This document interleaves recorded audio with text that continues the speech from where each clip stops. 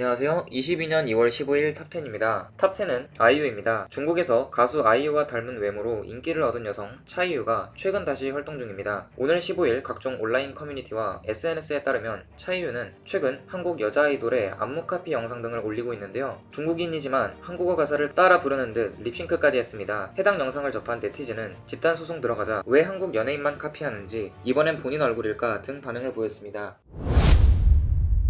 탑9은 정월대보름입니다. 집을 태우며 한 해 풍년을 기원하는 정월대보름 세시풍속이 팬데믹 여파로 올해도 전국 대부분의 지역에서 볼 수 없을 것으로 보입니다. 지난 12일 전국 지자체에 따르면 매년 정월대보름에 열렸던 달집 태우기, 쥐불놀이 등 행사를 대부분 3년 연속 취소했습니다. 매년 정월대보름이면 5만에서 6만 명의 주민이 모여 부산 최대 규모로 열리던 해운대 달맞이 온천축제는 올해도 열리지 않게 되었는데요. 해운대 해수욕장 백사장에서 25m가 넘는 거대한 달집을 태우고 한복을 입은 여성들이 관광순례를 하며 소망을 비는 형식으로 진행됐지만 팬데믹으로 인해 2020년부터 행사가 열리지 못하고 있습니다.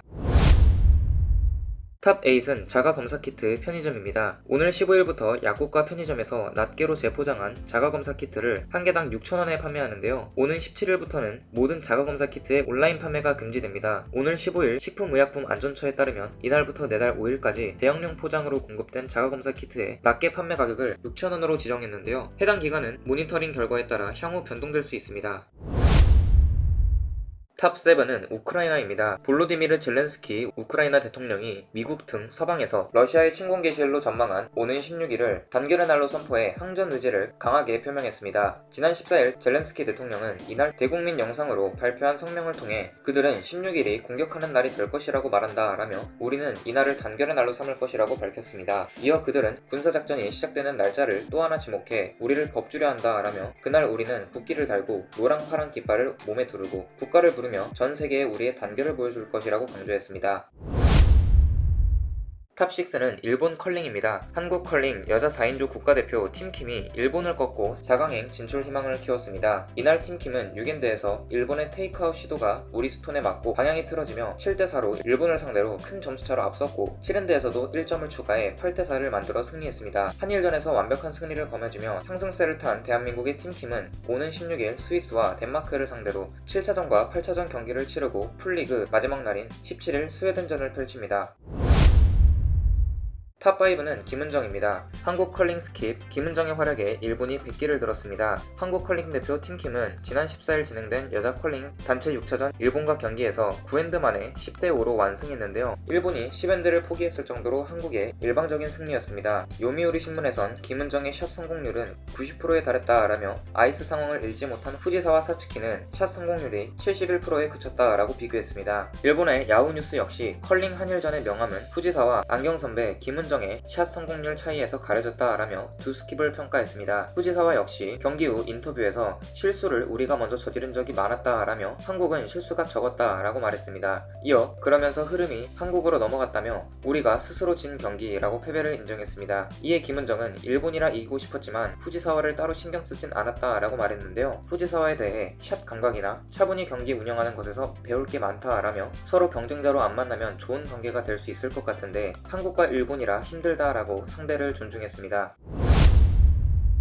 탑4는 대선 공식 선거운동입니다. 제20대 대통령 선거 공식 선거운동이 15일 막을 올렸습니다. 중앙선거관리위원회에 따르면 대선 후보 등록을 마친 후보자들은 이날부터 선거 전날인 3월 8일까지 22일간 공식 선거운동이 가능한데요. 이 기간 공직선거법이나 다른 법률에서 제한하고 있는 경우가 아니면 누구든지 자유롭게 선거운동을 할 수 있습니다. 한편 이번 대선에서는 확진되어 격리된 사람은 대선 당일인 다음 달 9일 오후 6시에서 7시 30분에 투표가 가능하다고 합니다.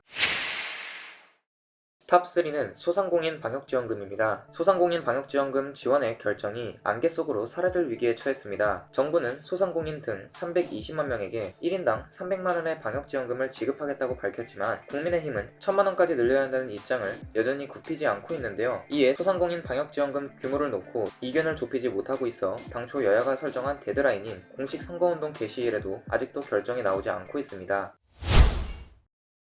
탑2는 에이티즈 코로나 확진입니다. 에이티즈 멤버 산이 확진 판정을 받았습니다. 산 소속사 KQ 엔터테인먼트는 15일 산이 무증상 확진 판정을 통보받았다라고 밝혔습니다. KQ는 에이티즈 멤버 모두 2차 백신까지 접종 완료한 상태이며 산은 현재 특별한 증상은 없는 상황이라고 전했습니다. 앞서 에이티즈 멤버들은 최근 미국에서 공연을 진행한 후 지난 10일 한국에 도착했는데요. 멤버들은 방역 절차에 따라 PCR 검사를 받았습니다. 이후 전날 오후 산은 양성 판정을 받았는데요. 현재 산은 재택 치료에 들어갔다고 합니다.